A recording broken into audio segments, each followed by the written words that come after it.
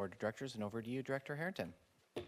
Good morning. Welcome, everyone, to the February 6th, 2024 Washington County Housing Authority Board of Directors meeting.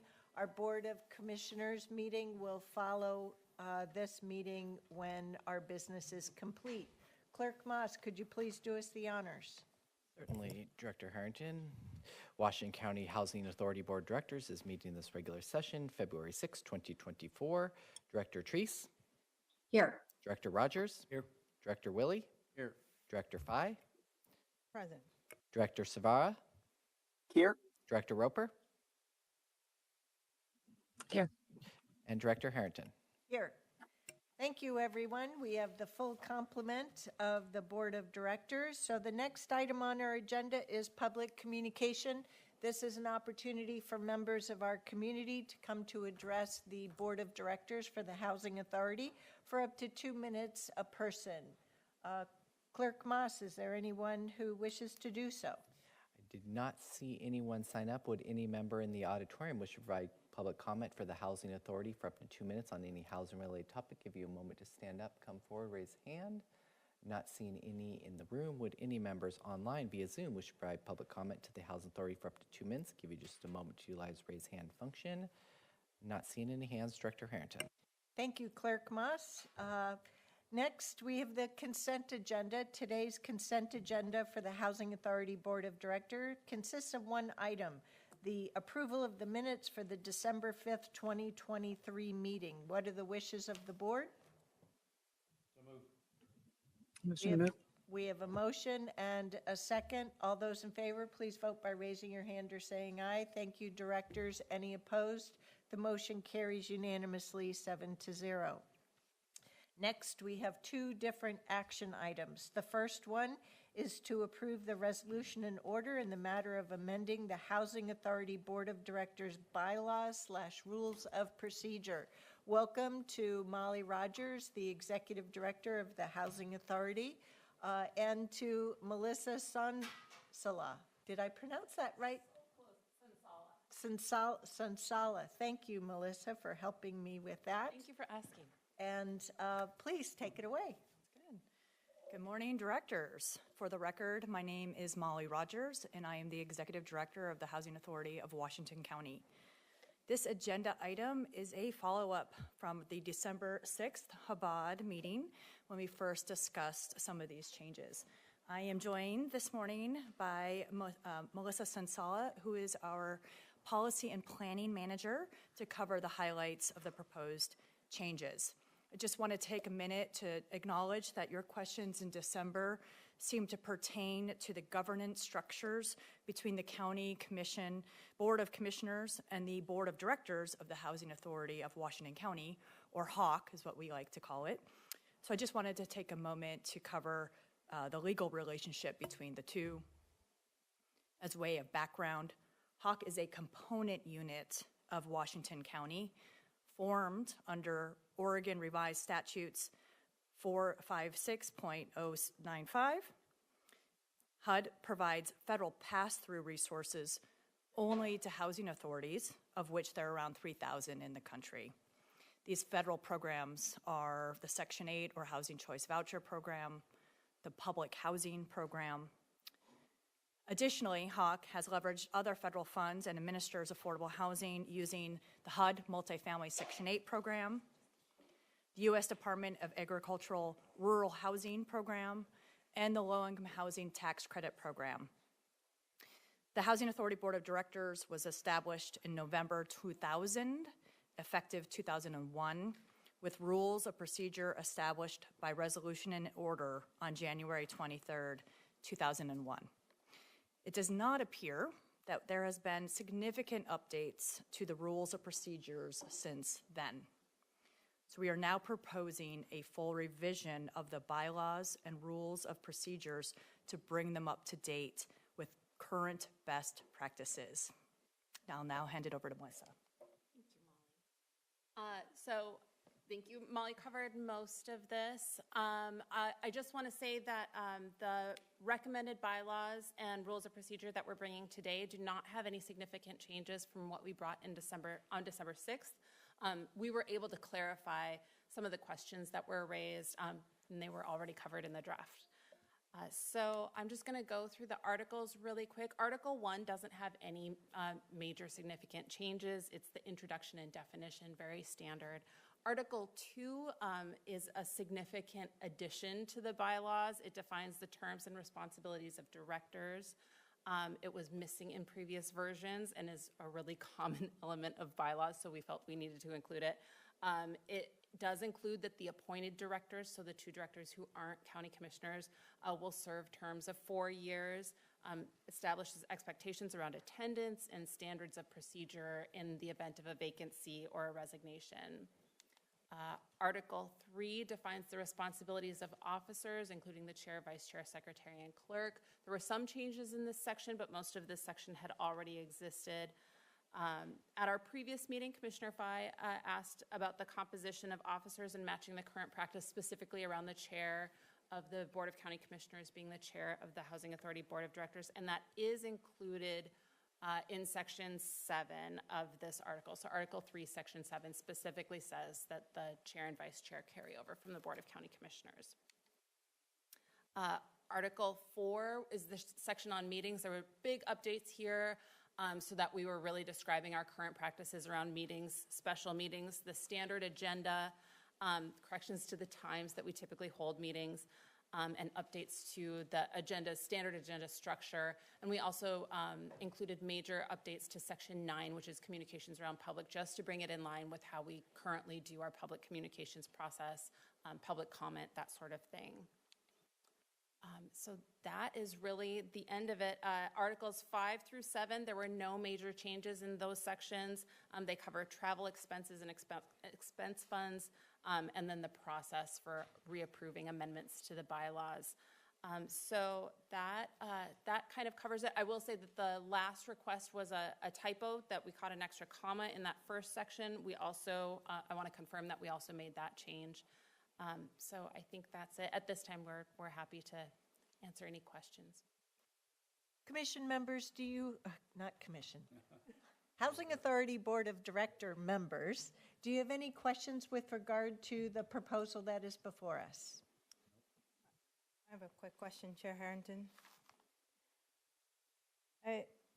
Section 4, it's about the secretary, and it's under descriptions of officers. But the executive director isn't part of the composition as officers here, but it is in a staff person.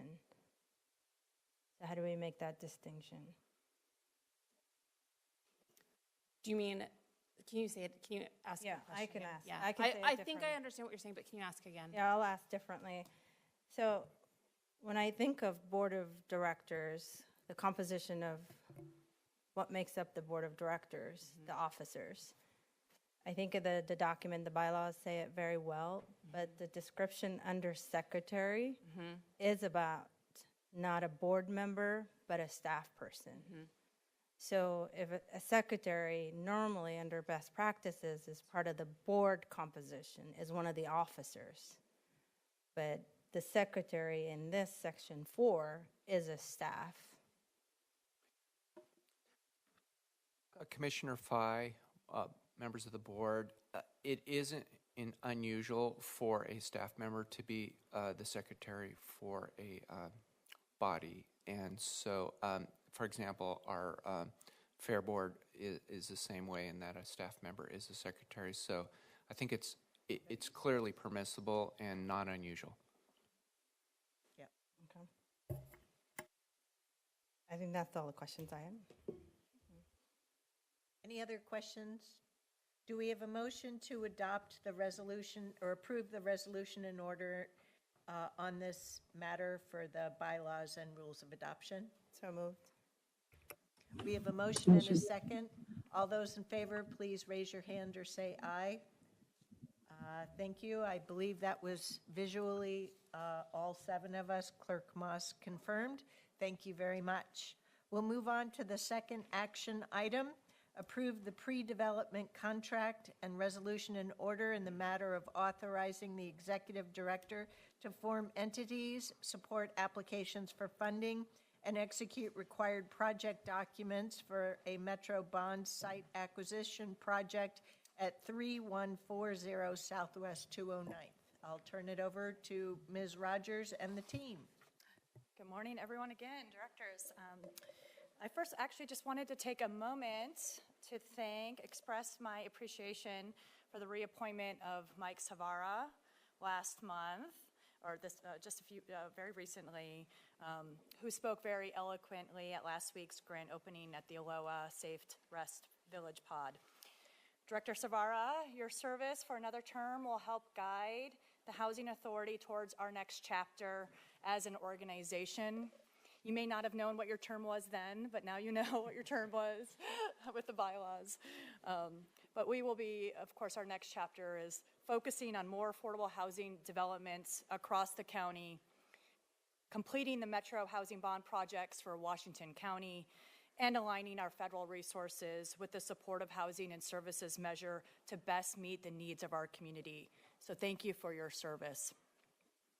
I'm excited to introduce a project that best represents this next chapter for the Housing Authority.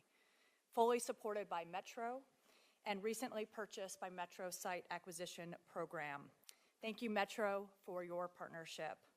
I will now turn the presentation over to Andrew Crampton, our Development Manager, and Melissa Daly, our Development Coordinator, to discuss our pre-development activities for the future project located at 3140 Southwest 209th Avenue. Thanks, Molly. And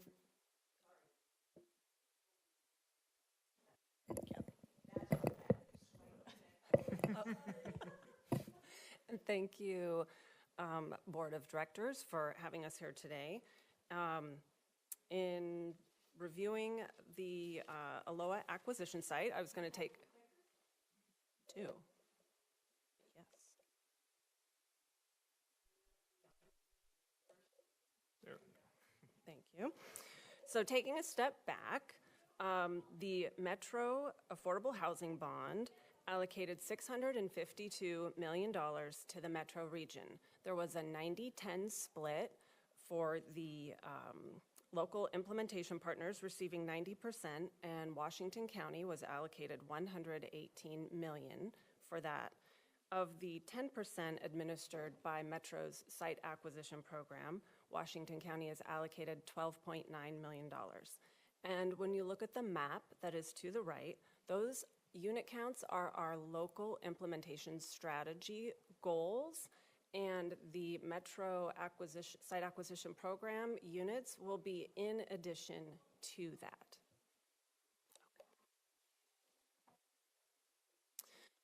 This map shows the location of the site acquisition program properties that have been acquired by Metro through this program. The 209th site is the last of the sites acquired by Metro.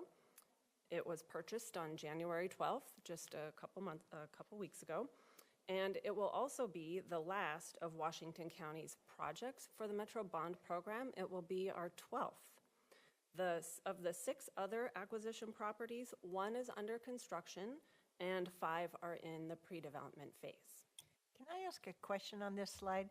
I have a hard time believing that the Walker Road one is in Hillsborough, given that it is east of El Monica.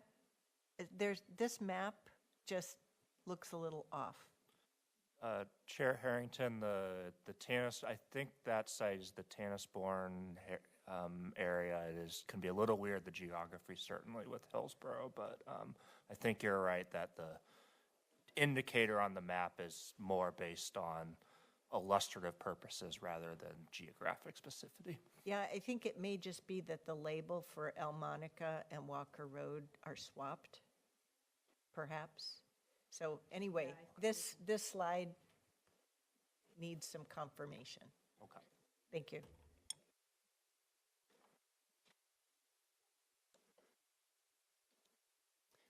Well, this is a map of our site, and it does seem to be correct. You can just see regionally where it is. It's helping with the regional distribution. And I think you'll be excited to hear a little bit more about our Project Advisory Committee. Metro and Unite Oregon have recruited volunteers for the advisory committee. There will be 6 to 8 meetings. One was already conducted about 2 weeks ago. Our next one is tomorrow.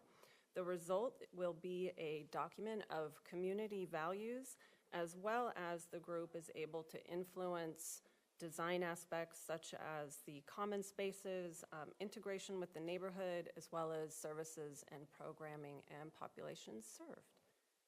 And at that, I'm turning it over to Andrew Crampton. Good morning, Board of Directors and Chair Harrington. For the record, my name is Andrew Crampton. I'm Development Manager with the Housing Authority. I'm going to walk you through the project timeline that we're anticipating, presuming if your board takes action to allow partnership formation on this project.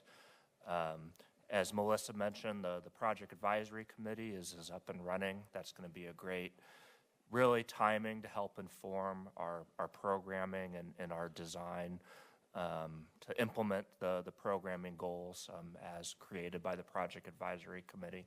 So it's really a great opportunity to have public outreach that's directly meaningful and translates into actionable, executable project goals. We'll work on once the project partnership is formed, we'll work on then selecting the design team, primarily architecture, engineering services, but also contractor component as well. We're going to deliver the project through a construction manager, general contractor at risk, which that allows the contractor to be on board from day one as pre-design starts to get feedback on constructability. So really kind of having that whole team at the table from the beginning will work best on a project like this, where it's a site with constraints in an urban area. So we'll select the team in spring, start our pre-design work, really targeting preparing a funding application through the state in likely December. As this board is well aware, the private activity bond allocation availability is really kind of the key driver of funding these projects. The state is not expecting any private activity bond available this year. It's really being used to fund projects further along already in the queue. So we're looking at a 2025 funding application. And as we're anticipating, what we'll do is we'll pair the remaining $12.9 million after the acquisition cost for the land as gap funding, request to Metro for that, and pair that with a state LIFT, Local Innovation Fast-Tracked Public Funding Program.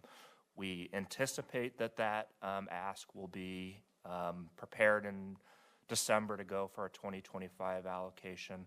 I will say we're tracking the new funding mechanism at the state, and there's the potential that public funds to be requested in advance of a private activity allocation. So it really times well. We'll be getting our team this spring.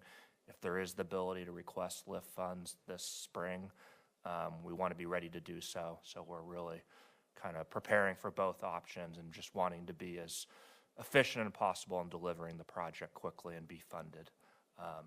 The intent is then likely, though, that mid-2025 we'll have our funding asks and our allocation asks.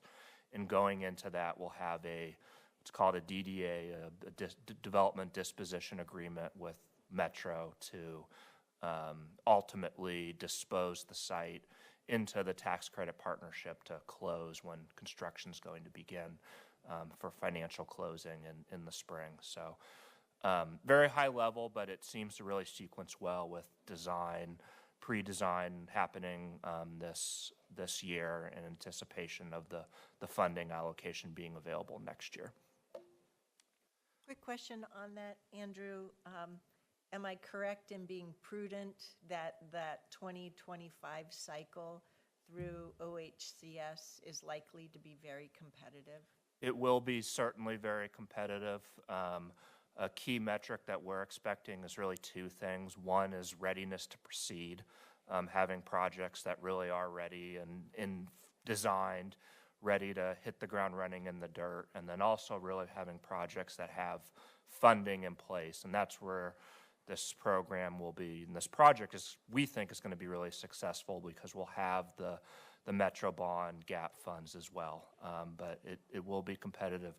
We're sequencing out, and that's a big thing that OHCS is trying to balance right now, is competition versus planning. So this is definitely a key project for the region. It is on the radar of funding. But you're right, that's the challenge now with PAB. I would actually just like to add a few moments to just say the housing authorities have the ability to go straight to the state treasury for an allocation of the private activity bonds.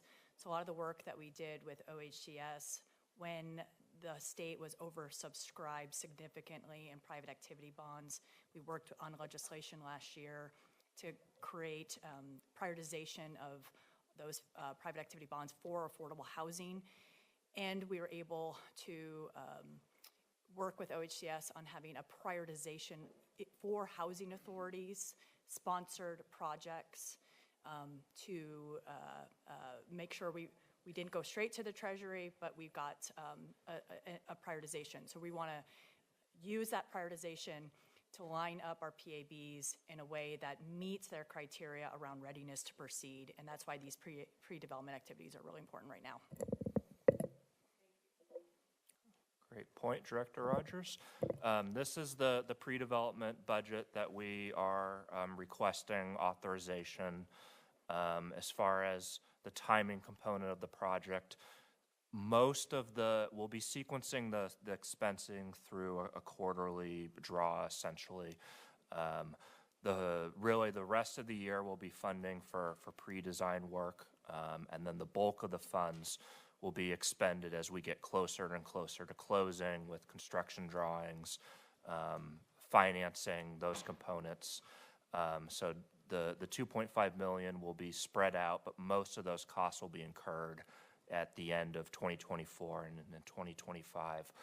It's anticipated we're reserving the $2.5 million to come through payment using the Housing Authority's Local Development Fund, which is a regenerative fund from development activities that have been engaged by the Housing Authority.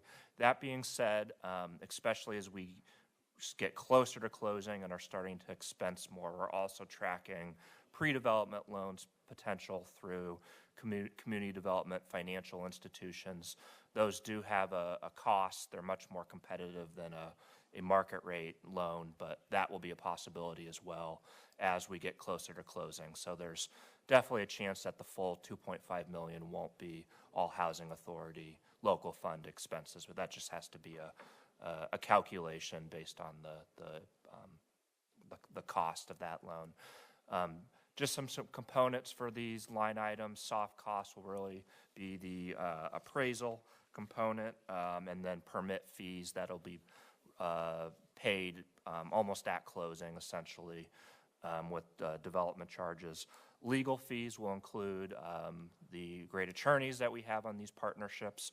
That includes bond counsel, forming the partnership, land use components, and then also construction as well. So the various fields that will need legal counsel on to represent the partnership and those entities. And then some of the reports are the environmental surveys, geotech, the due diligence reports. And then construction services is really the bulk of the pre-development costs. That's the architecture and the engineering, as well as the contractor for the pre-construction work to make sure our design can actually be built. So that is the 2.5. We're estimating overall a roughly $54 million project. So that pre-development loan will then be reimbursed at financial closing. Upcoming steps, if your board authorizes this request, is formally bringing on the development consultants that will engage with the partnership to finalize our pre-development budget. and really begin our due diligence work on the partnership itself, forming the partnership entities, getting the design team and construction team together for preparation for the spring to hit the ground running, and then being able to apply for project funding. So these are the early steps in the partnership, but again, this is a great site that Metro's brought to the table, and we're really excited as a housing authority to be able to move forward with making this project come into fruition. So items of discussion are above, and we are happy to take any questions. I have one question. I'm sorry, but my internet connection is kind of junk and it was breaking up. Did you say something about lift funds? And I've never heard that term before. So if you can explain what lift funds is to me, I would greatly appreciate it. LIFT funds are, the acronym stands for Local Innovation and Fast Track, but they're somewhat similar in how they're financed, and that with Metro Housing Bond Fund, and that they're gap funding that are paired with the low-income housing tax credit equity and project debt. So we'll underwrite our equity and the amount of debt that can carry, and then the gap then to make the project fully funded will be those public funding. So that's state Article 11Q bond components. Just to clarify too, Director Ripper, LIFT is administered by Oregon Housing and Community Services, and they administer it in a competitive fashion. So we will apply like everyone else, and we hope to receive funding so then we can move forward. Thank you for clarifying that it was made up of acronyms and everything else. Appreciate the information.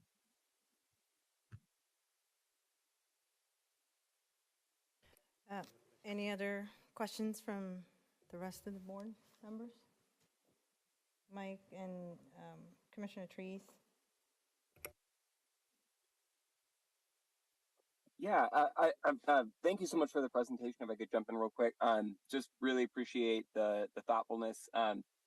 Specifically, like where we're thinking about our strategy for how we're deploying different housing interventions. I really appreciate specifically this area, knowing. So my brother and sister-in-law happen to live a couple blocks away from this location, and just like a personal kind of story that I think about, like why this work is so important here is, they have been really trying to find affordable housing in their area for a good while, and it's been hard. It's been difficult. They've been trying to find the right opportunity for their family size and matching everything up. So I know this area really needs additional opportunities for affordable housing. Having lived in the nearby area for a while too, I think it's just going to be really important that we continue to think about the strategy for reaching areas of the county that just don't have the resources for affordable housing. So just personally really excited about the location and the work that you've been doing to really strategize on where these sites are being developed. And then also just, I as folks probably know, I work at Oregon Housing Community Services in a different department, but from what I know around some of the incredible work that they have been doing over the last year in terms of really trying to think through the process of delivering affordable housing resources, you all are really in line with some of the thinking. I think that readiness to proceed factor is so important, and seeing you all as well as Metro and sort of this vision aligned, I think it's going to again be a very competitive and compelling story in the future. So I'm excited to see where that goes if the board approves it, but definitely really excited to move this forward and supportive. Thank you, Director Savara. Are there any other questions or comments from directors? At this juncture, I would like to ask for a motion to approve the pre-development contract as well as the resolution and order in this matter as presented. Motion to approve. We have a motion and we have a second. All those in favor, please vote by raising your hand or saying aye. Oh, good. Now I can see you all. Thank you. Any opposed? The motion carries unanimously 7-0. Onward we go with another great project. All right. Next, for the Housing Authority Board of Directors is our second public comment period for the meeting. This is an opportunity for members of our community to address the Board of Directors for the Housing Authority for up to 5 minutes. An individual. Clerk Moss, do we have anyone who wishes to do so? We do not have anyone sign up. Would any members in the auditorium that have joined us wish to provide comment to the Housing Authority on any housing-related topic for up to 5 minutes? Please raise your hand, stand up, come forward. Not seeing in the room. Would any members online wish to provide comment to the Housing Authority for up to 5 minutes on any housing-related topic? Give you just a moment to utilize the raise hand function. Not seeing any hands. Director Harrington. Thank you, Clerk Moss. Next, we have Board of Director announcements. Our next monthly meeting will be the beginning of March. Beyond that, are there any other announcements from the Board of Directors today? As usual, I want to thank our, just a second, I want to thank our community members to this board, Mr. Mike Savara and Ms. Carolyn Roper. And Mike, you have something you want to share. Please go ahead. Oh yeah, thank you, Chair. I just wanted to express my appreciation for being part of this team and for being part of the amazing Hawk. And you know, I'm super excited about being reappointed and part of the board for the next 4 years now. Sounds like, and so really very grateful for the opportunity and excited for the work that we've been able to accomplish over the last few years that I've been part of this group, and I'm excited for the work ahead. So just wanted to express my appreciation. Thank you. Well, you and Ms. Roper each bring a lived experience and additional perspective to our work as the Housing Authority Board of Directors. So thank you. I do want to say something, Mike. It's hard to take you serious when you're inside a car. You look like one of those guys like Jimmy Fallon or something that you're interviewing somebody. It's his mobile office. It's the mobile office in Salem. I totally appreciate that. No, it's great. Thank you, Mike. All righty. Any other board announcements? Great. Well, then at this juncture, I'd like to entertain a motion to adjourn today's Housing Authority Board of Directors meeting. We have a motion from Director Roper, a second from Director Savaro. All those in favor, please vote by raising your hand or saying aye. Thank you. Directors, any opposed? The motion carries unanimously 7-0. We're hereby adjourned as the Housing Authority Board of Directors, and for those in the room or wishing to be in the room, thank you for your patience, and we will reconvene in about 3 minutes as the Washington County Board of Commissioners. Thank you all.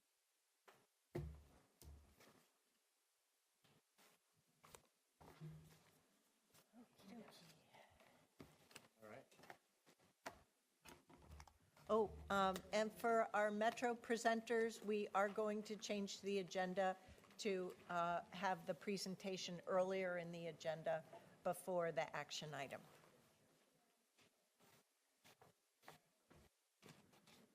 Chair? Yes, ma'am. We are staying on this channel, though. We're not.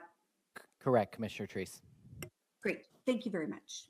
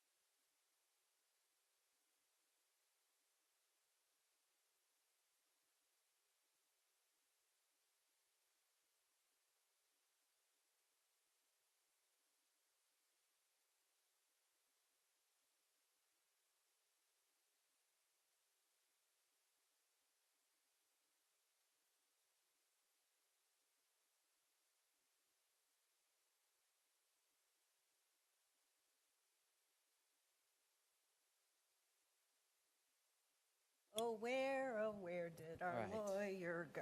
Welcome Oh, back, where, oh, where commissioners, could he and over to be? you, Oh, there he is in the back of Chair the room. Harrington.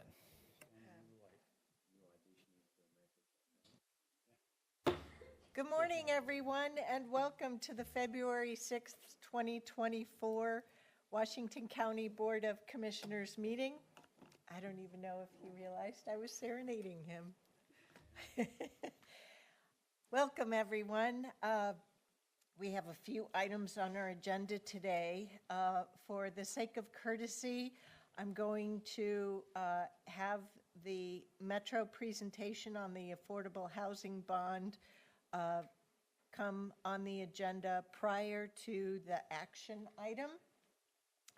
In addition, for the action item related to the potential TLT revenue proposal for the city of Hillsborough and the development of a minor league ballpark, we will have a public comment period just for that project. Clerk Moss, as usual, has asked those of you who wish to provide public comment to please sign up on the sheet in the back of the room. If you've not already done so, please see Clerk Moss. You'll each get up to 2 minutes, and we do have a few folks signed up as well to testify on that item. So that's what we have going on today. Welcome. So, Clerk Moss, could you do roll call, please? Certainly, Chair Harrington. The Washington County Board of Commissioners, also meeting as the Board of Directors of Clean Water Services and all other county service districts, is meeting this regular session, February 6, 2024. Commissioner Rogers? Here. Commissioner Treese? Here. Commissioner Willie? Here. Vice Chair Fye? Present. Chair Harrington? Here.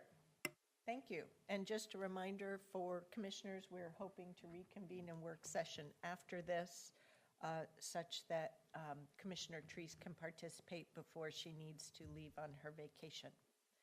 All righty, next item on the agenda is public comment. This is an opportunity for members of our community to come and speak on any matter except for the HOPS proposal later in the meeting, which will have its own public comment period.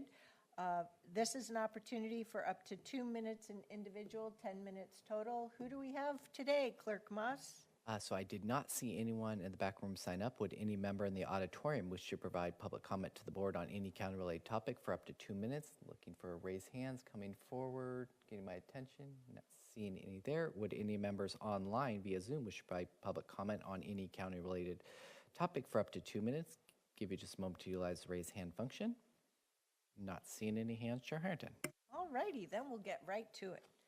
Next, we have our consent agenda. Today's consent agenda consists of 16 items, 1 set of minutes, 3 items from Clean Water Services, 1 item from Finance, and 11 items from Land Use and Transportation. What are the wishes of the Commission with regard to today's consent agenda? Move for approval. Second. We have a motion and a second. All those in favor, please vote by raising your hand or saying aye. Thank you, Commissioners. Any opposed? The motion carries unanimously 5-0. Next, we'll move on to presentations. At this juncture, I would like to invite our Metro guests, including 2 of our Metro District Councilors, Juan Carlos Gonzalez for District 4, Garrett Rosenthal for District 3, as well as Ms. Patricia Rojas, the Metro Housing Program Director, and Ms. Emily Lieb, the Metro Housing Policy Manager. Welcome.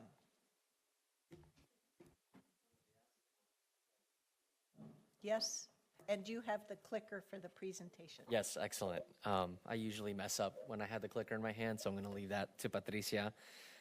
Buenos dias, and thank you for having us here, Chair and Commissioners. We're here to talk about the Metro Housing Bond and some of the excellent progress that we've been able to achieve as partners and as a region. For the record, my name is Juan Carlos Gonzalez, and I have the privilege of serving as your Metro Counselor here in District 4, and it's just great to be among friends, among partners, and among allies for addressing our housing crisis. I also want to acknowledge very briefly and appreciate that you received a letter from me last night for the Hillsborough Hops, in support of the Hillsborough Hops, and to just make sure that I'm up here once. I want to thank you for receiving that letter and your hard work in considering that request. We're grateful for your partnership and continued efforts to provide individuals and families in Washington County with a safe place to call home. And we are very excited to share our latest findings with the Housing Bond Program that I'm sure that you've tracked very well yourselves. In 2018, voters approved the region-wide housing bond to support creating 3,900 permanently affordable homes with the goal of advancing racial equity, reserving homes for very low income individuals, and building half of the homes with 2, 3, and 4 bedrooms big enough to accommodate families across our region. 5 years later, we're happy to report that the Metro Housing Bond is finding success and is now exceeding in many of its goals. In December, we celebrated an important milestone. Over 1,000 new homes have now been built across the region using bond money, and more than 4,700 are in production thanks to voter-approved measures, helping both strengthen our economy and provide housing to thousands of individuals and families for generations to come. And we could not have done this work without you and your leadership. We know voters across our region care about affordable housing, but more importantly, we know that they care that our fellow residents have an opportunity of a better life with a safe and stable place to call home. We're proud of the work we've been able to collectively accomplish with our regional partners, including Washington County, and are happy to be able to present you with the latest information and answer any questions. I'm going to hand it off to my council colleague, Garrett Rosenthal, for introduction, and then we'll hand it off to our wonderful staff. Thank you, and good morning, Commissioners. It's a pleasure to be here, and my name is Garrett Rosenthal. I'm the Metro Councilor for District 3, which is the southern half of Washington County. I'm pleased to be here, particularly because of this particular issue. And I won't repeat all the data that Councilor Gonzalez mentioned, but I do want to say just a couple things. First of all, Commissioner Fry and Chair Harrington heard me say this at the Safe Rest Village opening the other night, that we really appreciate the partnership that we've had with the Washington County Housing Authority.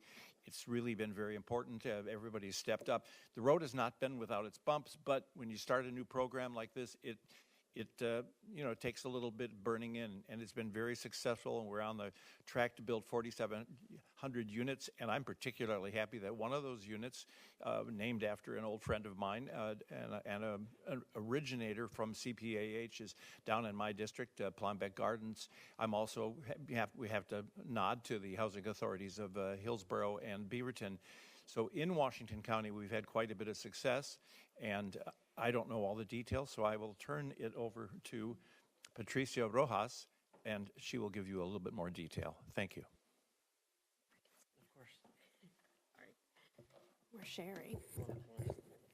Want to switch? That might be helpful. Yeah, thank you. All right. Musical chairs for a minute. Excuse us while we switch. Chairs are very comfortable, by the way. Thank you. Okay. All right. Good morning, Chair Harrington and Board of Commissioners.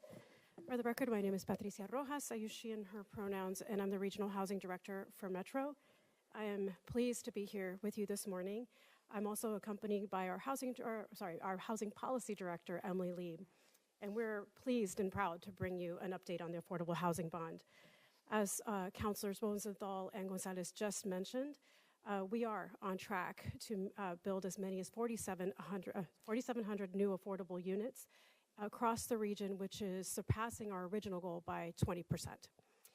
And with your partnership and leadership, we're on our way to creating a community where thousands will have access to safe, affordable, and stable housing.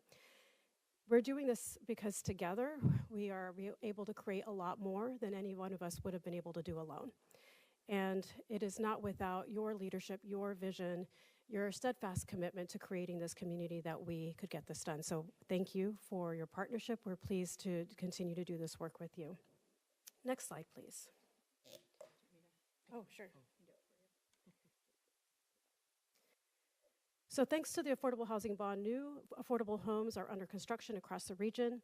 52 projects are in the pipeline, including 18 that are under construction and 14 that are accepting new residents. Metro delivers the Affordable Housing Bond in close partnership with 7 local implementation partners. the cities of Hillsborough, Beaverton, and Gresham, as well as Clackamas and Washington counties, Home Forward, and in East County, it would be Multnomah County, and then also the city of Portland. Jurisdictions are responsible for administrating funds that are invested in property acquisition and eligible development projects. Some projects are being developed and operated by housing authorities, but the majority are developed and operated through public-private partnerships. Across the region, bond-funded projects have involved hundreds of partners from government to nonprofits, the business sector, including developers and architects, construction contractors, property managers, resident services providers, wraparound service providers, culturally specific providers, and the list does go on. Each affordable home built has a lifespan of about 60 to 99 years, which helps to ensure housing for tens of thousands of individuals and families over generations to come. Next slide, please. Metro convened community stakeholders to create the framework that now guides this work. This framework identifies goals, such as those mentioned earlier, and priority communities to be served by the investments. Our regional housing portfolio includes buildings with different mixes of units and sizes intended to serve different households with different configurations. Many units are also designated to serve specific priority communities.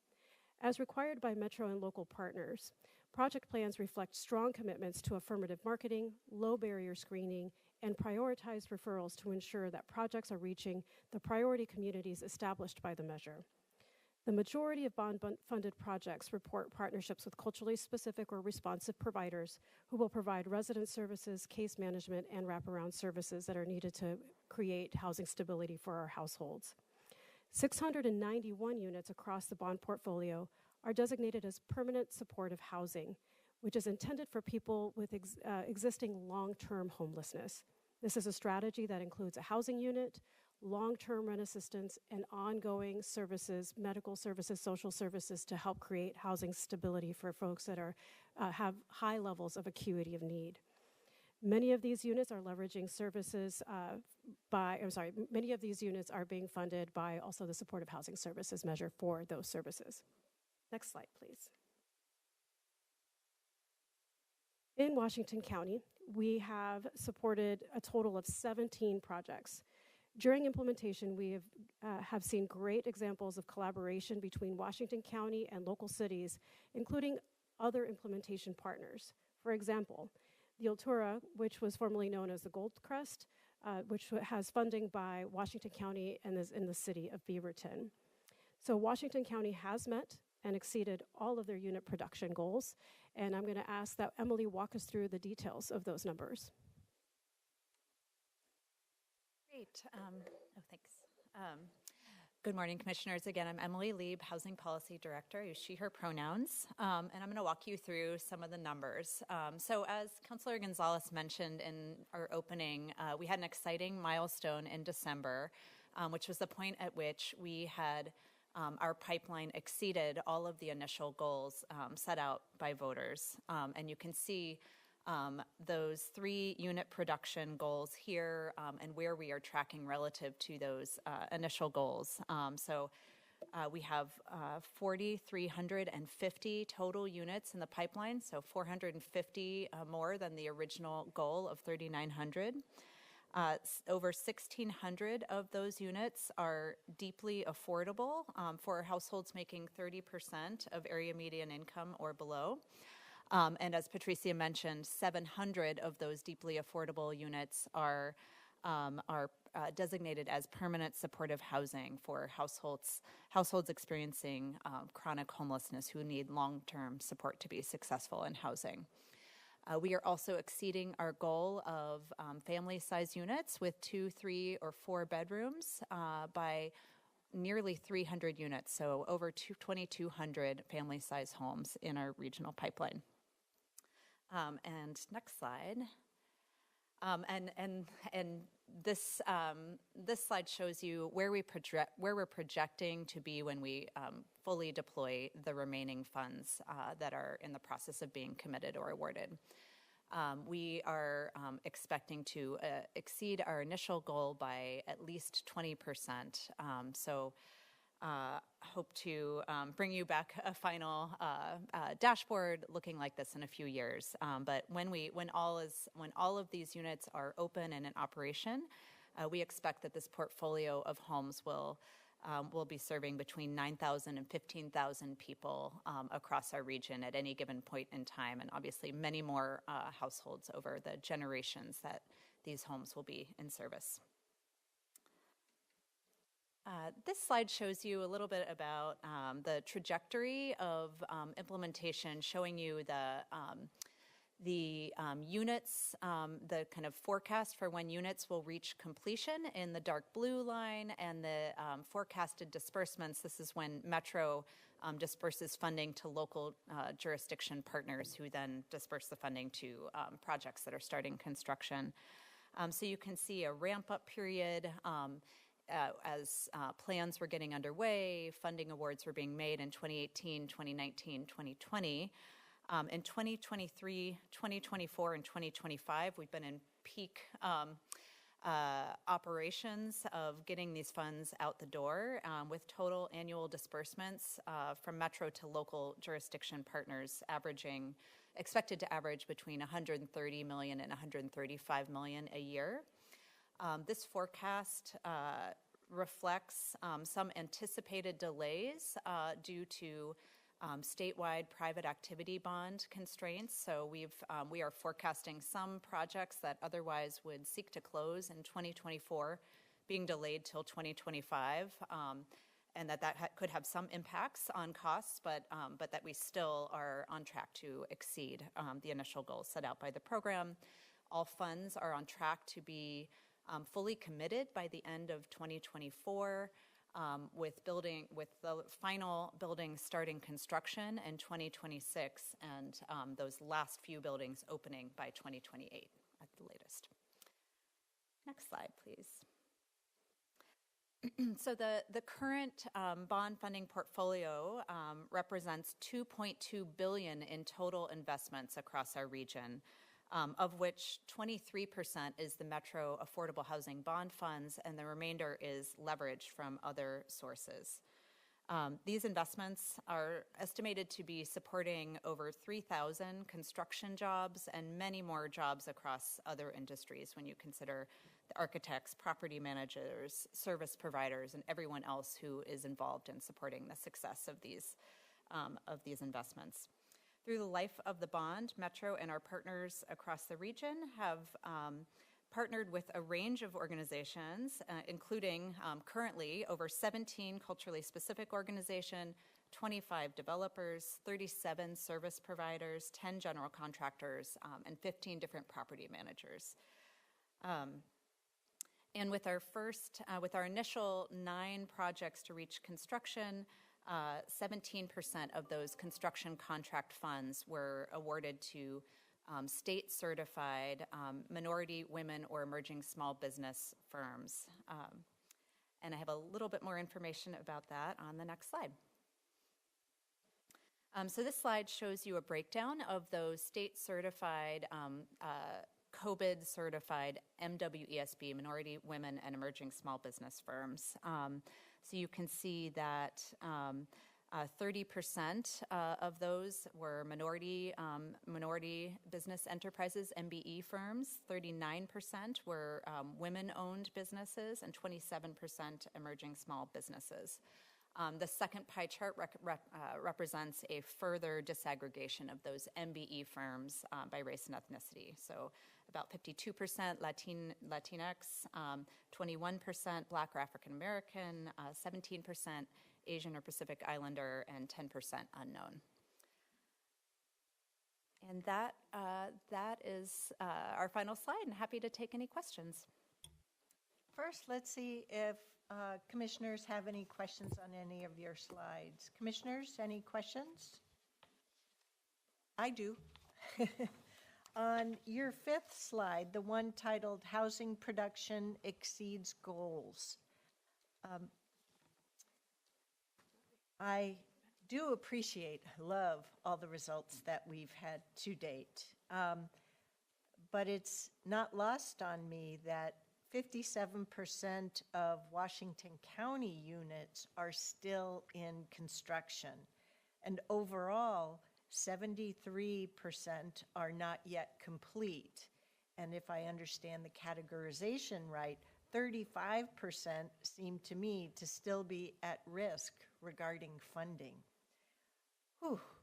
You did mention that your forecast does include the private activity bond potential delay into 2025. But perhaps I'm being a little too concerned about risk or declaring victory before all of the eggs have hatched, so to speak, with all the funding. Because the funding is one of the hard parts, right? And also that we've lived through in these inflationary times, supply chain disruptions. So I'm wondering what your thoughts are with regard to our ability to really declare victory here in 2024 for something that still, to me, involves a lot of risk. 35% still feels kind of a lot to me, but I don't want to assert that it can't be done. My question is really pretty broad. What do you think? Thanks for the question, Chair. I'm going to lean on the technical experts here. Okay, I'll pass it to Emily. Yeah. Okay. We do have a great track record, don't we?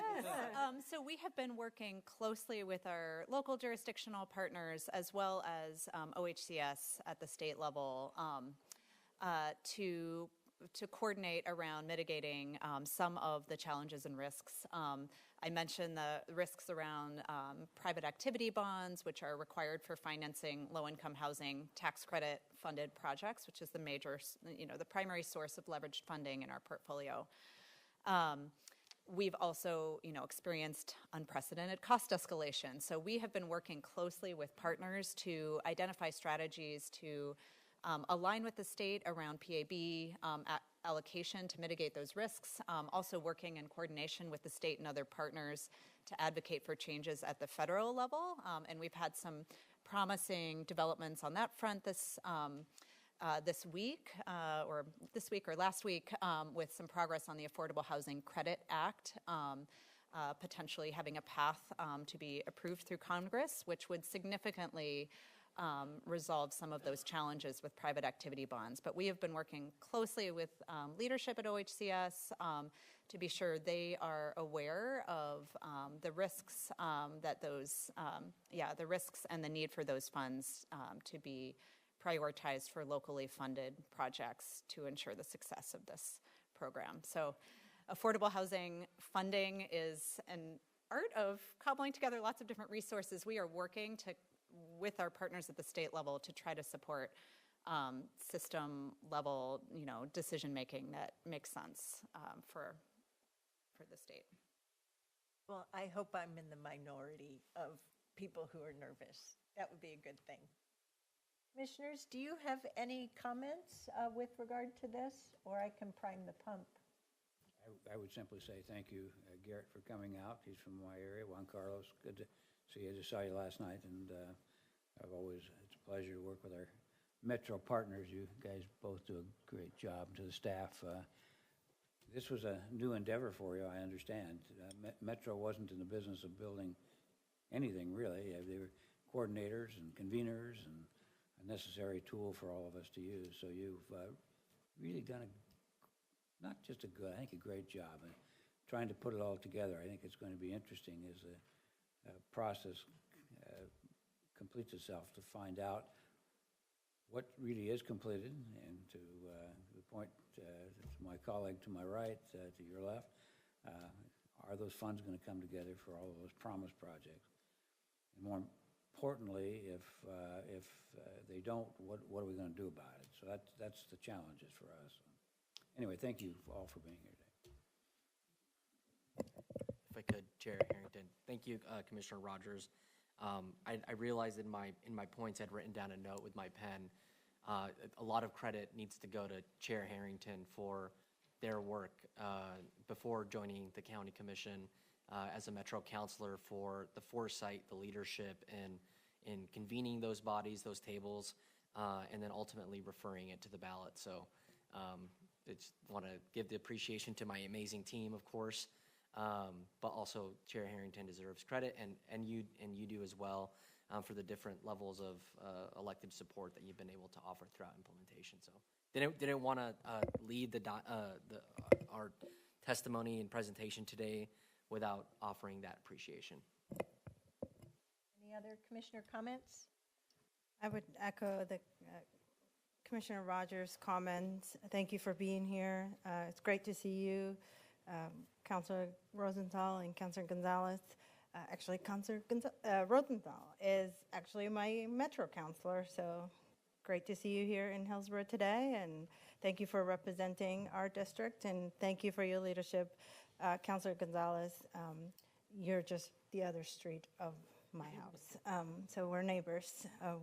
How the house is, the area where I live. I live in Aloha, so it's a bit complicated. So thank you to the Metro staff. This was a really great presentation. I think you distilled this information where it's understandable, so I appreciate your aim on comprehension. I really did follow, and I appreciate the chair's question around, why the delay, and I'm just also really appreciative of the voters of the Tri-County areas for not only passing this in 2018 and then in 2020 for the supportive housing services.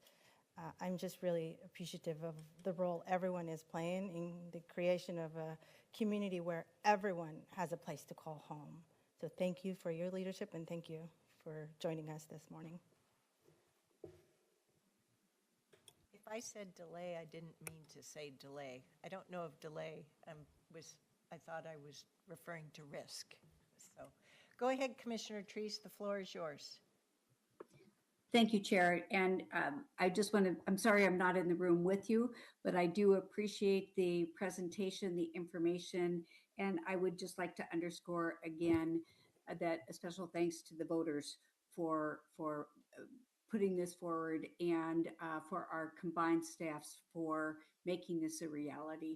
That's important. And I would also echo what Commissioner Fye said in regard to the supporting housing services measure as well, and the combination of the success here, and especially in Washington County. Of course, that's all that we can speak for here, but we have worked hard, and with the support of our with the leadership of our staff, but also with the support of our communities. And that's not always easy to do. So I'm pleased about that. Thank you for being here today.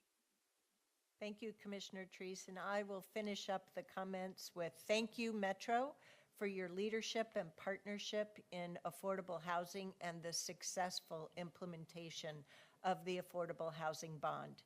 As you know, I was proud to help refer the measure to voters in 2018 in my former role as a Metro District 4 counselor.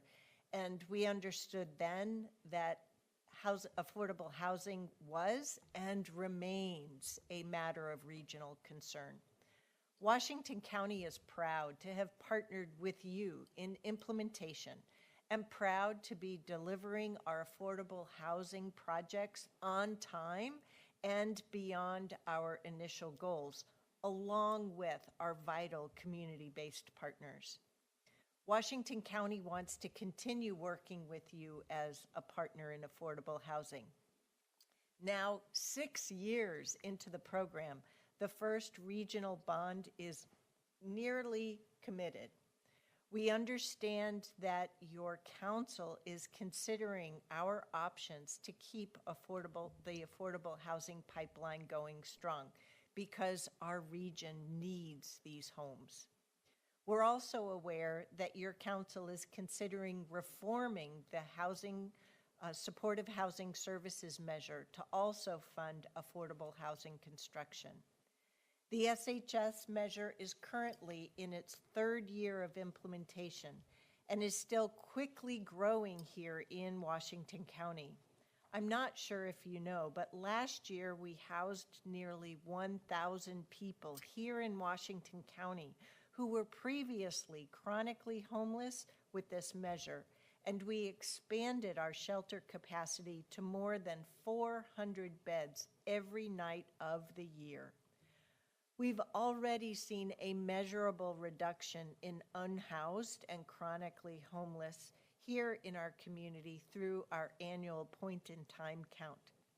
Simply put, the SHS measure is hard at work and working here in Washington County.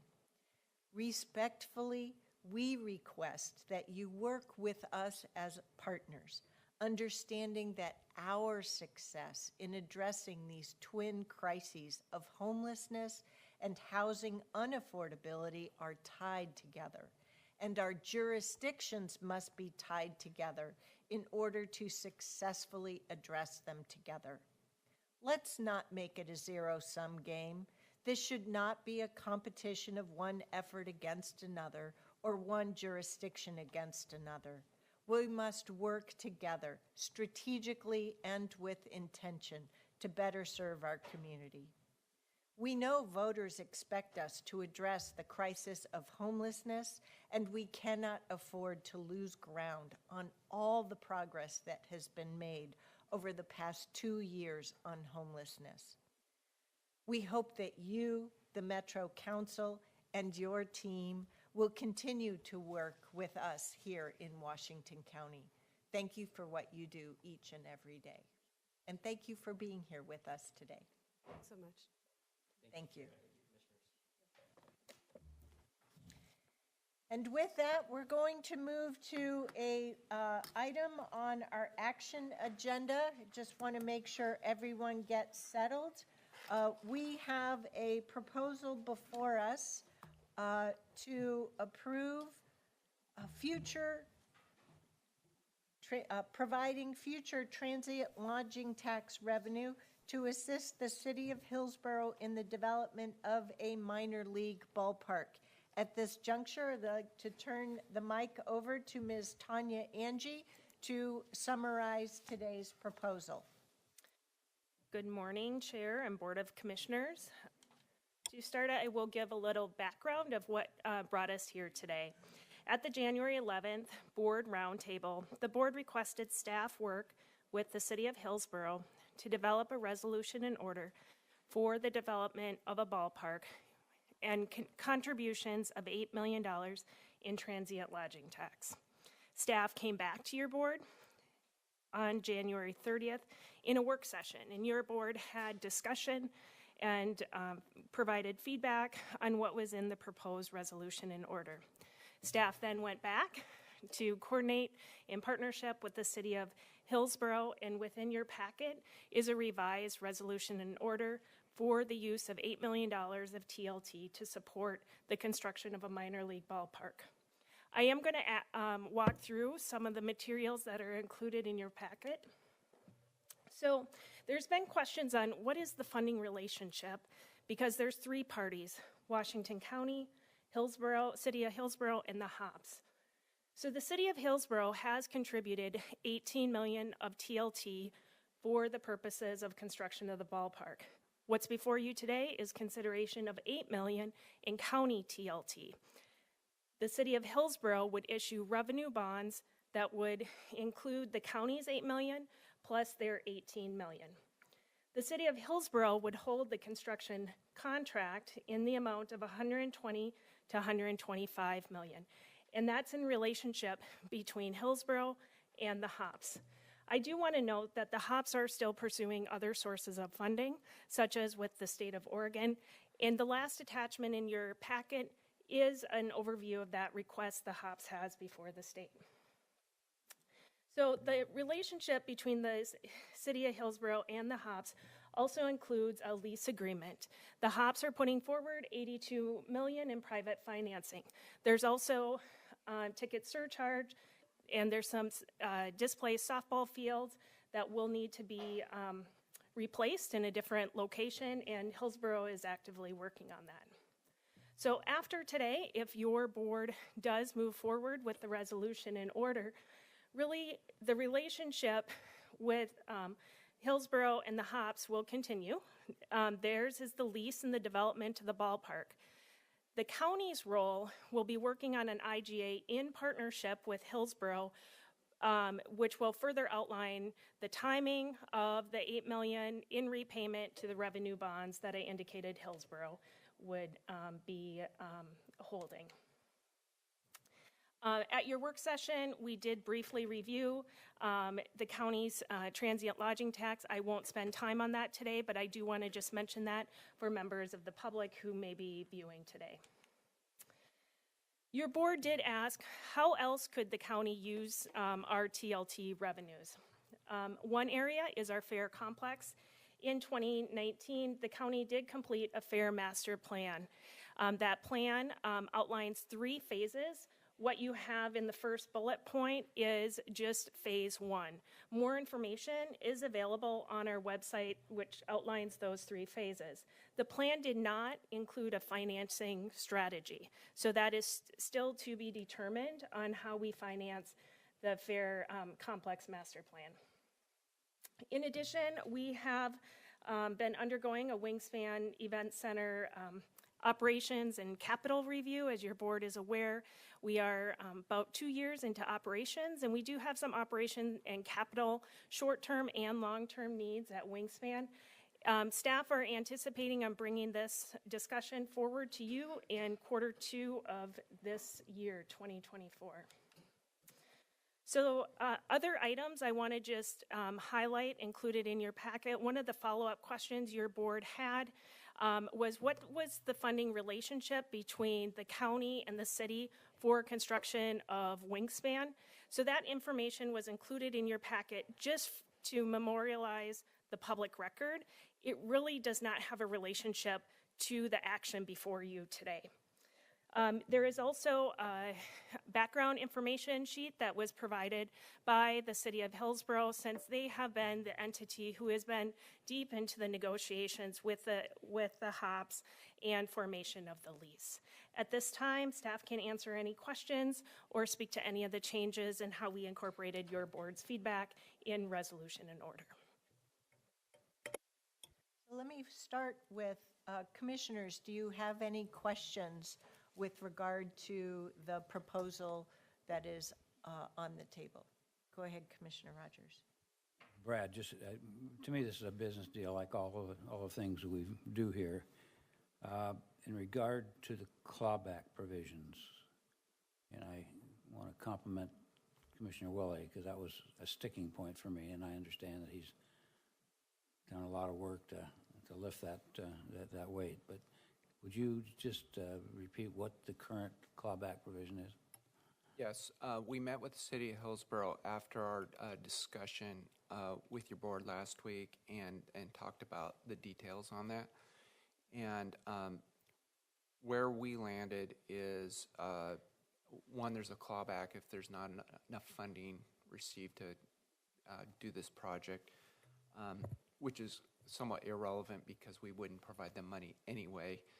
And then the second piece is if the facility is not operated for 20 years as a tourism-related facility, then we would have a clawback with the City of Hillsborough that they would have to repay us the $8 million. And that was a bit of a negotiation on the actual timeline. They wanted 10 years. We asked for, or we are putting in the RNO 20 years. So the first item that Rogers is inquiring about is not irrelevant. Rather, it's the date of certainty that we would have closure on essentially earmarking the $8 million. And that would be December of this year at the very latest, or if the project doesn't move forward. And then there's... Chair, if I can just say the why behind the end of this year. So the end of this year, in discussions with Hillsborough, that is the timing that for the bonds to be completed. We would know, and this is based on discussion with Hillsborough and also the HOPS, we will know by summer if it probably is a go or no-go, but keeping that official date so it's clear for the record at the end of the calendar year. Yep. Thank you. Any other board questions at this time? All righty. Well, with that, I would like to open a public comment period. And what we're hoping is to allow 2 minutes for each speaker. We have received a lot of letters and emails, so please be assured that if you wrote a letter, we've had the benefit of that and have read it. That being said, everyone still has the opportunity to come address us. We are concerned. We're hoping to keep this public comment period within a half an hour. So first, I would ask Clerk Moss, where do we stand?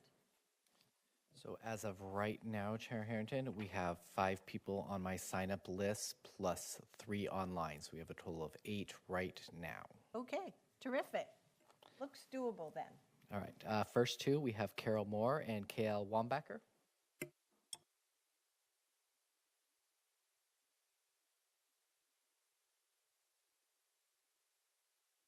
And just for the sake of efficiency, who do we have on deck next so they can prepare? Jody Weiser and Elizabeth Case. Thank you. Hello. My name is Carol Moore, and I'm a Hillsborough resident and very much in favor of allocating funds to support the construction of the Hillsborough Hops new stadium. The Hops baseball games provide a family-friendly, financially accessible entertainment option where I've personally observed that all are welcomed, from the very young to the very old, all races, genders, from LGBTQ plus members to senior living residents to my own Harley-Davidson motorcycle group. The baseball games are great, but the value doesn't end there. The owners and the organization do an incredible job of supporting our community. Though through the season, the Hops have focused nights on military appreciation, women in sports, college nights, just to name a few. The Hops also reach out into the community by providing scholarships and supporting projects and events related to local children's sports. Financially, the Hops benefit our community by providing numerous full-time and part-time jobs. Just personally, my son was one of the first bat boys at the Hops in 2013. 2 years ago, my friend Gisland, a teenager in my neighborhood, got her first job as a member of the hospitality team, and my cousin Joe works in concessions. The leaderships of the Hops deeply care about this community, and it shows through their actions both in how they have operated in the past 10 plus years and how they are working towards meeting the new MLB requirements. The Hillsborough Hops are an incredible asset to this community, and I genuinely hope that you'll join me in supporting keeping the Hops in Hillsborough. Thank you for your time.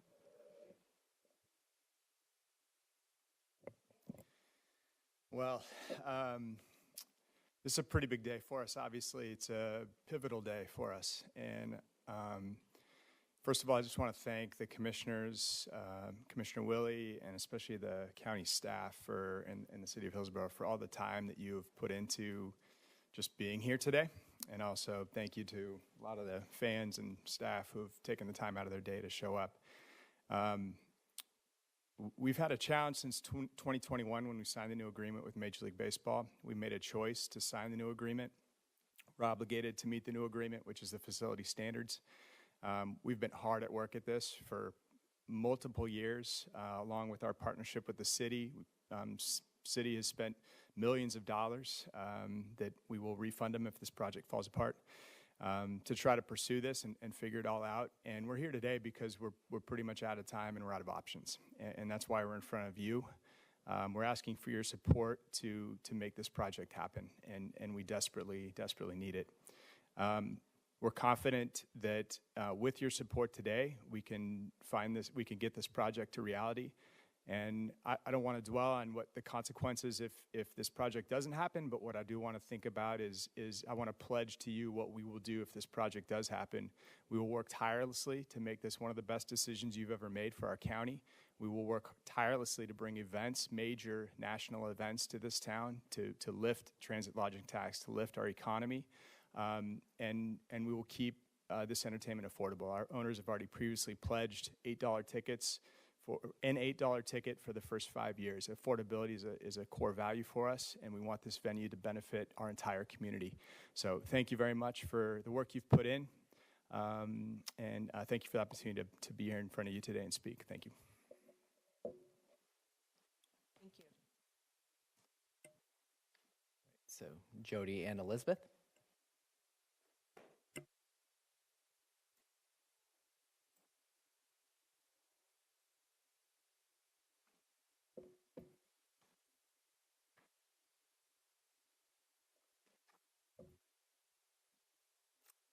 Chair Nathanson and members of the committee, present and not here.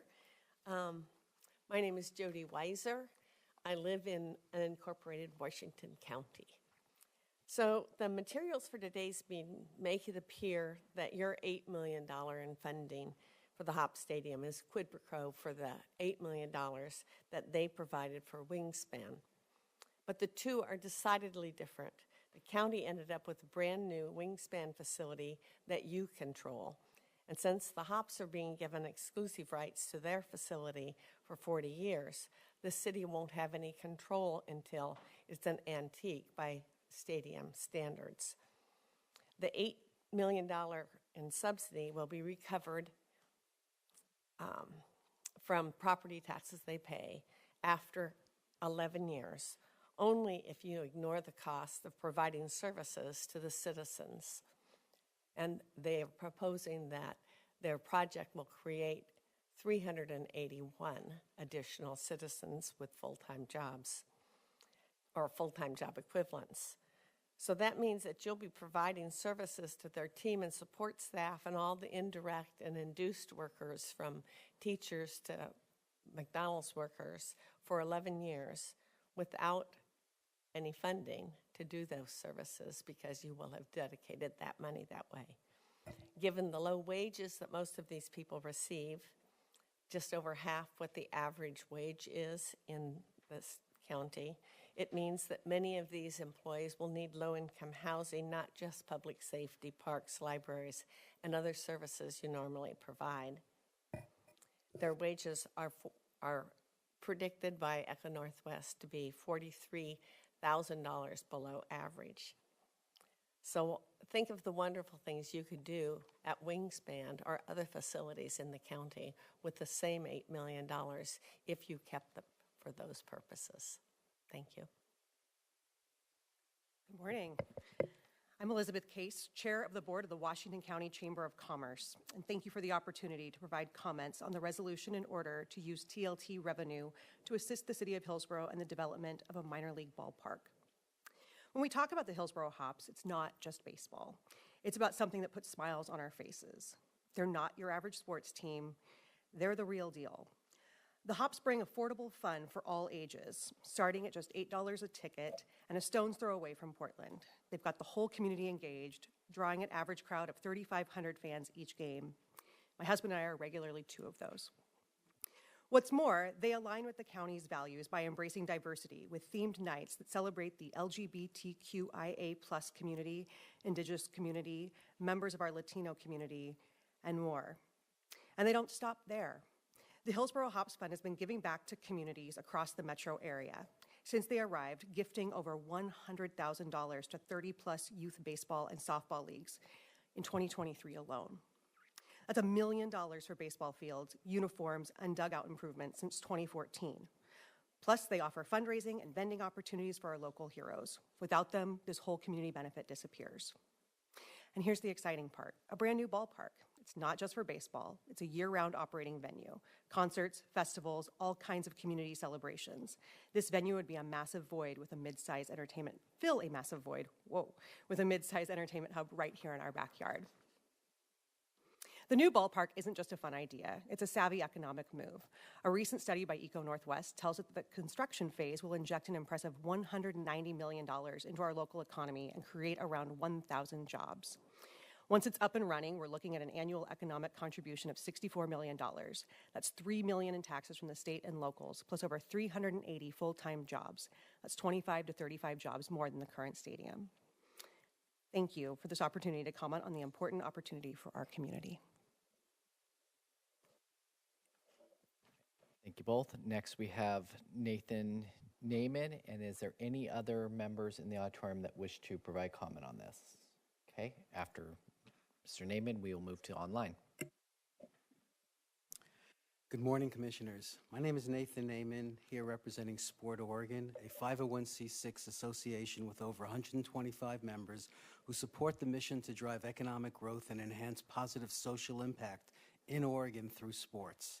We operate also a 501c3 foundation providing grants that support youth sports activities with an emphasis on both underserved youth, and our She Flies initiative connects girls and women across Oregon to sports through our programs, partnerships, and networks. We work to bring international, national, and regional sporting events to our state.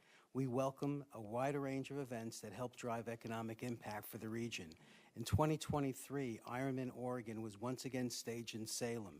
Golf enthusiasts attended the U.S. Women's Senior Open Championship and the LPGA Portland Classic. Oregon hosted the Hoop Source President's Day basketball tournament, the USA Taekwondo Western Grand Prix, the Triple Crown Valley Invite, the state's first ever Formula E race, the 8-second Juneteenth Rodeo, the National Gay Basketball Association Championships, the NASCAR Xfinity Series, and Indy Series, to mention just a few. In 2024, we'll host the NCAA Division I Women's Basketball Tournament Regional at Moda Center. The 2024 USA Olympic Team Trials for track and field will be held at Eugene's Hayward Field in June. We're excited over the fact that a new ballpark will be a catalyst for future events that can come to Hillsborough and the region.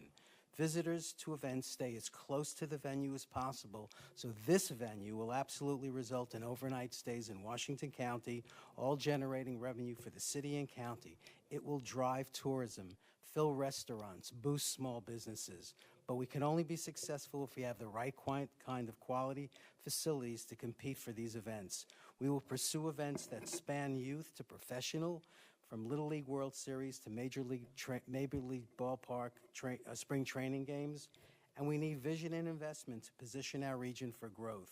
The best venues attract and compete for the best events. So this new venue will allow Sport Oregon to showcase this new facility to the Pacific Northwest and the rest of the United States. We urge your support for this new facility. Thank you. Thank you. We'll move to online, starting with Marcia Callender. Marcia, can you unmute and hear us? Yes, good morning. Please go ahead. My name's Marcia Callender. I'm a senior citizen and I've lived in Washington County for 35 years. The Hops ball games have become a go-to destination for myself and family. It's safe, economical, close by, and a great place to take kids. Right now, it's hard to say that about venues in the Portland area. Supporting a new stadium is an investment in our community and our future. Over the past 10 years, the Hops organization has donated nearly $1 million to support local youth softball and baseball organization. And they're committed to replacing any fields that we may lose with building of a new stadium. If we were to lose the Hops, it would be a big hit to our community, both economically and recreationally. People want to go to sporting events. When I go to a game with my grandchildren, I feel such pride in the venue and the team. I see veterans honored at every game. I see a diverse population of fans cheering for the home team. I see local law enforcement meeting the community and building trust with youth and families.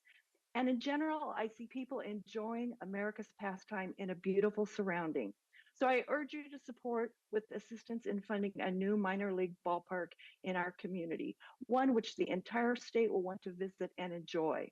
Just today, an article in the Oregonian reported how the Metro Council unanimously voted to ask for $380 million via a bond to support the zoo. I think Washington County should also support the Hops. So in closing, thank you for listening to my testimony. It may not sound like much, but for someone on a fixed income, it makes a big difference in the quality of my life for myself and my family. Thank you. All right, next we have Safe Draco. Can you unmute and hear us? Yes, I can. Can you hear me? Yes, we can. Please go ahead for up to 2 minutes. Thank you very much. My name is Seth Tronco. I'm a university student at Willamette University, but Washington County has been my home for as long as I've had conscious memory. And I want to talk about what the Hops mean in particular to people in my age range, late high school through to college, because in stories about the economy and broad, it's easy to get lost in what that means for real people's lives. And the opportunities created by the hops are uniquely valuable for people in my sort of age range. They provide seasonal employment with a low barrier to entry that takes place when kids are free and out of school. They make sure to support the young people that they hire. I know that every time I've attended a game, and my mom and I share a pair of partial season tickets, so I've seen a lot. I have seen my friends, my brother's friends, people I grew up going to school with, all working in a supportive and open environment. I've seen them create special opportunities. I had the opportunity to meet a young person who was shadowing and working with the Master of Ceremonies for the Games, who got to learn what it was like to be in that sort of public-facing role, an opportunity that doesn't come very often, but the hops carve out those kind of environments. And they also give us something to do during the summer. I'm sure you've heard many articles about students and high schoolers suffering from depression or lack of connection after COVID, and part of it is the lack of good third public spaces. For the crowd of people who are too old to go hang out at a playground after school, the hops during the summer provide a valuable place to meet up with your friends, to have a productive and engaging use of your time, and to see opportunities that you never would have before. As I told you in the letter I wrote for testimony, being around baseball has inspired me to look for career opportunities in that field in the future, possibly working with the Players Union or in a legal capacity. So thank you for listening, and I do hope you will support this measure and continue to bring this benefit to the youth of Washington County. Thank you. And last, we have Mike Thomas. Mike, can you hear us? I can. Can you hear me? Yes, we can. Please go ahead for up to 2 minutes. Perfect. Thank you. I am a Washington County resident, father of 3, and participate in a number of hops games all summer long. So I just want to be sure that everyone knows today, I'm not here to plead for a new ballpark because we need a shiny new toy locally. I love the existing ballpark, but I'm well aware that on its own, it cannot supply a future home for the hops. Obviously, this is due to requirements outside of the team's control and put in place by Major League Baseball. I'm here today because I want to advocate for kids, for fathers, for mothers, for grandparents, for baseball, and anyone else lucky enough to find their way to a ball game.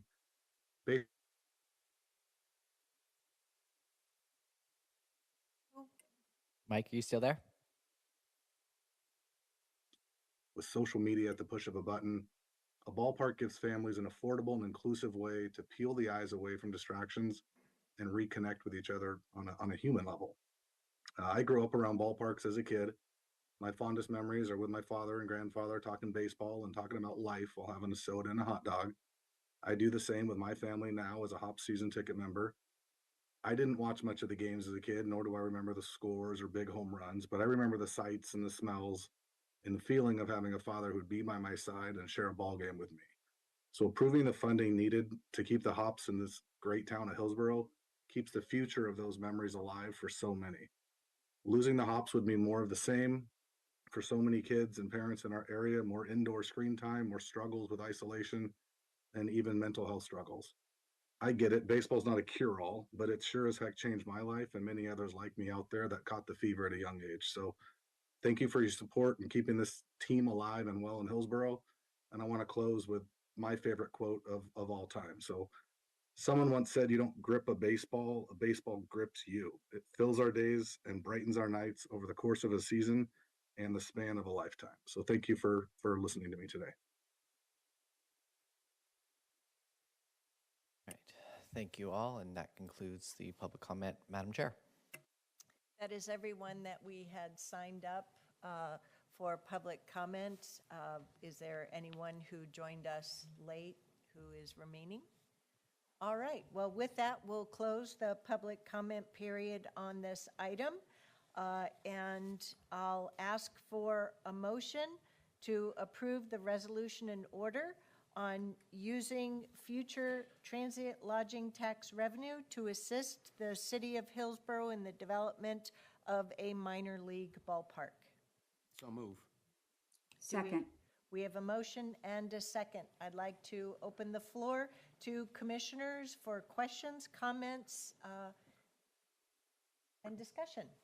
Commissioner Willie, do you want to start us off? Absolutely, I'll be glad to start up. Everybody that's here, thank you very much for wearing your hops gear. The only thing we're missing is the rally towels, but we'll get those, I'm sure, in the first game, right, Mike? You know, you guys the Hop's been with us for 10 years, just celebrated the 10-year anniversary. It was a great celebration. 10 years went really, really quick, but we have enjoyed as a community and as a county, we have enjoyed the Hops and all the things that they bring to this region, attracting people from all over, and certainly the entertainment. It's been said about all the organizations that you support, the money you give back to the community through your participation with your annual fundraising event and working with the Hillsborough Community Foundation. I want to say thank you for that. The $82 million of private investment, over 2/3 of the money is going to be private investment money, and that's a significant statement to be made by the management, the ownership, and certainly the league. So again, thank you for that. And lastly, it's always fun to go someplace, go to another baseball game, wear your Hops gear, and see what kind of response you get. So my grandson did that last summer. He went to a New York Yankees game, proudly wearing his Hops hat. They might have been playing the Red Sox, but anyway, he had several people come up to him and say, "Hey, yeah, we love the Hops, go Hops," and here he is in New York City. So it's a statement that says that this is a full universe investment that we are making right now, and I certainly appreciate KL, Mike, and Laura for your participation and your community involvement. So thank you for that. Commissioner Trees, go right ahead. Thank you very much, Chair. I want to express my appreciation to Commissioner Willie for his work on this and his work at being innovative in relationship to closing gaps. And I appreciate it. It's been a long haul. I also want to thank our staff for the work that they've done in relationship to allowing us to understand questions like how else could we use this money? What are the options? So I do appreciate that. I want to make a statement about the Hops and the Hops management. I believe strongly that the Hops has brought to our community family entertainment that we can embrace, family entertainment that that has the same values that we do in relationship to equity, in relationship to building community. And that to me is very, very important.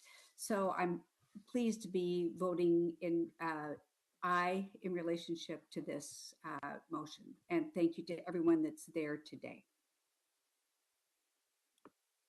Any other commissioners with comments before we take a vote?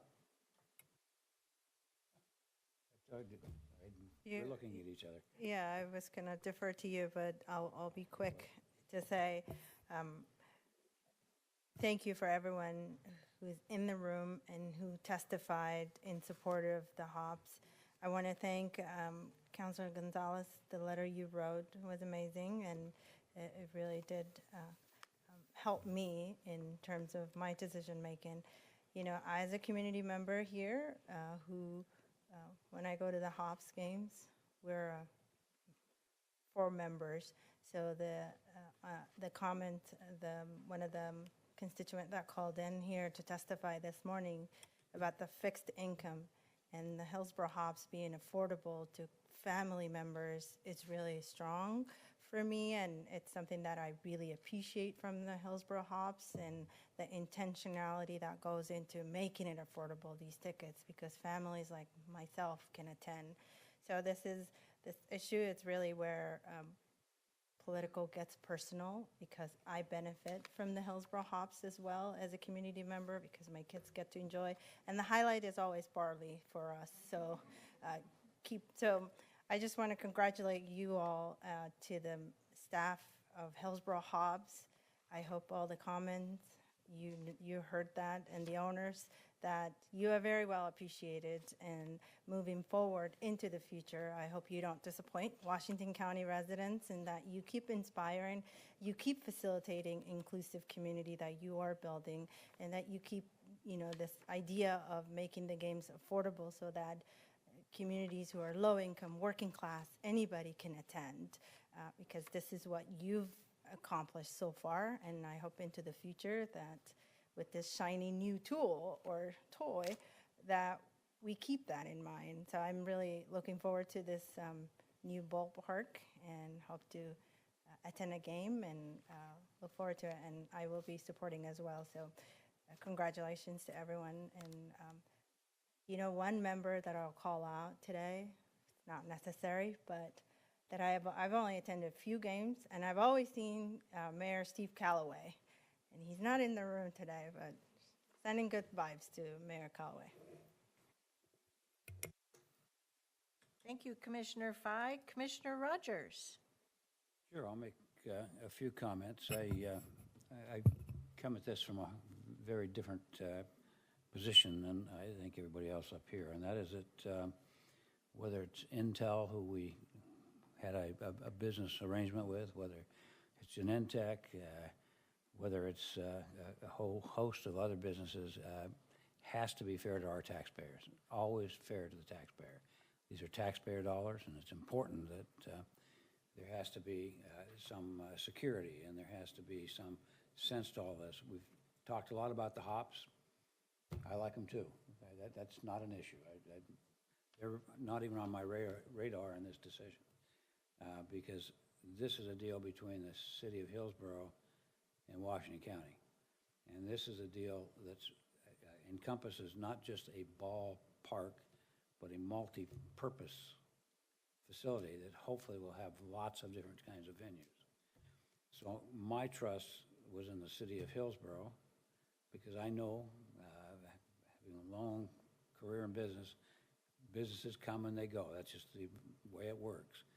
But the partnerships that you have with your member partners and cities are very, very important. And so I appreciate, I know we got representatives from the city of Hillsborough. I appreciate you agreeing that it was important to have some security for the several 100,000 people who don't visit this facility and do live in Washington County, that you give us some assurance that this will remain a tourism destination. So my vote will be there too. I'll be affirmative. I like the hops, has nothing to do with them. This was a business transaction that had to be between the city of Hillsborough and the city of, or the county. And I appreciate, Commissioner Willie, that you used some of that past mayor charm, and that we were able to get beyond that, those clawback provisions, so that we could put this together, in my opinion. So that's where I'm at. Thank you, Commissioner Rogers. I will close things out. I appreciate how our community has come and brought voice to the value of baseball and to the hops here in our community. There is no doubt in my mind that this proposal will have particular value for the city of Hillsborough and potentially to the quality of life for people, families, and our greater community. The economic benefit is still an open question, and I appreciate that Tax Fairness Oregon has provided us with a handout. I want to compliment the Hillsborough Hops owners, as well as your leadership, your management with KL Wambach. You've been honest and transparent, not only with us as the Board of Commissioners, but also with our community, and I am grateful for that. I also want to say on the record that all 5 members of the Board of Commissioners, each of us as individuals, have no economic interest in this project proposal. I think that's important for everyone to know, and that question has come up with regard to other activities before local government here. I love baseball, and I think the Hops are just wonderful, but I remain conflicted. And my conflict isn't about the project that the Hops are working on, or that the city of Hillsborough is working on with the Hops.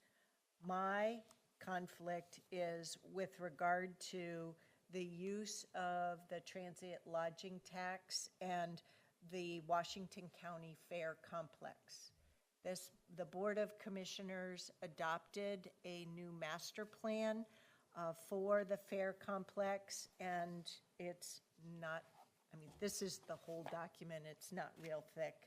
But on page 11, it lists the various long-term redevelopment proposals, which include replacement and new buildings to ensure that the Fair Complex and the Event Center are successful with regional events. So it's enumerated on pages 11, 23, 24, and 25, and it's summarized on the slides that our county administrator highlighted. So that's the real conflict for me, how we can get liftoff on those projects. Our TLT revenue is one of those sources.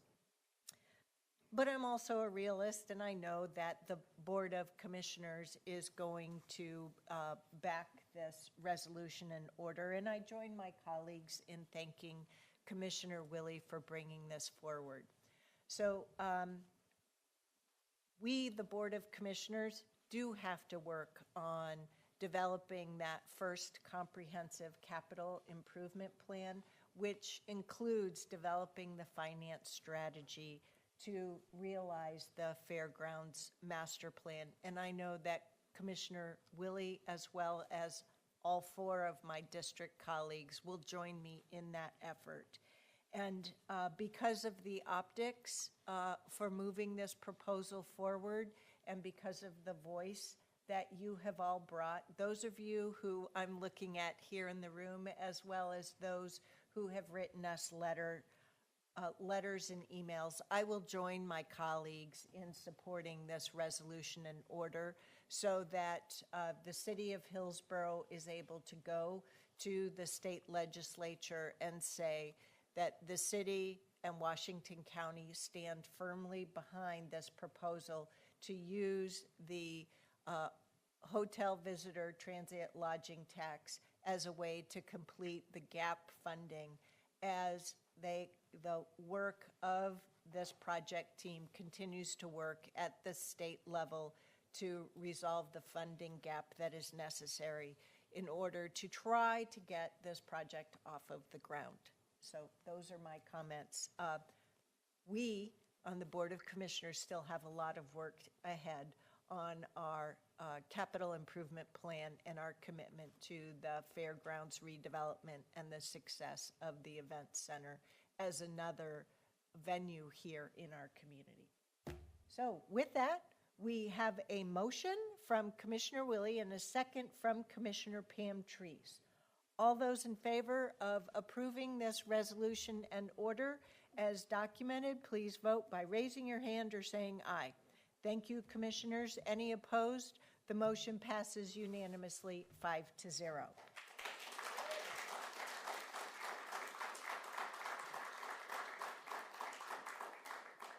And with that, we just have a couple more minutes of business to attend to. I'll give you a chance if you want to get up now and leave. If you could do so as quietly as possible and cheer once the doors are closed, that'd be great. Thank you so much. Clerk Moss, next we're going to move to our second public comment period of the day, which is a 5-minute opportunity. Do we have anyone who wishes to address us during this portion? So Chair Harrington, I did not see anyone sign up in the back of the room. Would any members in the auditorium wish to provide public comment on any other county-related topic for up to 5 minutes? Not seeing anyone come forward or raise hands. Would any member online wish to provide public comment on any county-related topic for up to 5 minutes? Give you just a moment to utilize the raise hand function. Not seeing any hands. Chair Harrington. Thank you, Clerk Moss. And with that, we'll move to board announcements. As usual, the list of meetings. As the Board of Directors of Clean Water Services, we have a training day this Thursday starting at 9 o'clock. We will not be having any Board of Commissioner meetings next Tuesday, February 13th. On Tuesday, February 20th, we'll have a work session that starts at 9 a.m. We'll reconvene in our board meeting at 10 and then reconvene in work session. And then rounding out the rest of the month, Tuesday, February 27th, we have a work session starting in the afternoon at 2 p.m. and a board meeting that evening at 6:30. Are there any other board announcements today? Seeing none, could I ask for a motion to adjourn today's meeting? Second. We have a motion and a second. All those in favor, please vote by raising your hand or saying aye. Thank you, commissioners. We are hereby adjourned for this business meeting, and we will reconvene momentarily in work session and try and finish our work session topics as quickly as possible. Commissioner Treese, what is your drop dead timeline? 12:30.